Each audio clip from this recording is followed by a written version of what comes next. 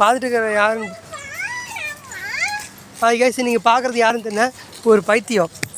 அது அப்பப்போ மாறும். இன்றைக்கி அமாவாசையா கொஞ்சம் நல்லாவே மாறும்.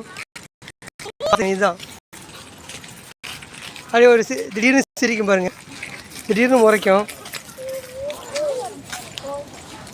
சிசா என்னது பாம்பா?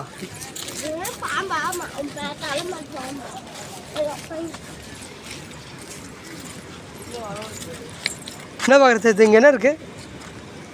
என்ன இருக்குது? தண்ணி எங்கே கம்மியாக தான் வருது. தண்ணியே இல்லை.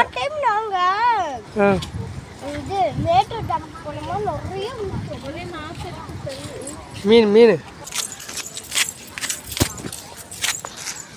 இது மட்டும் பார்க்க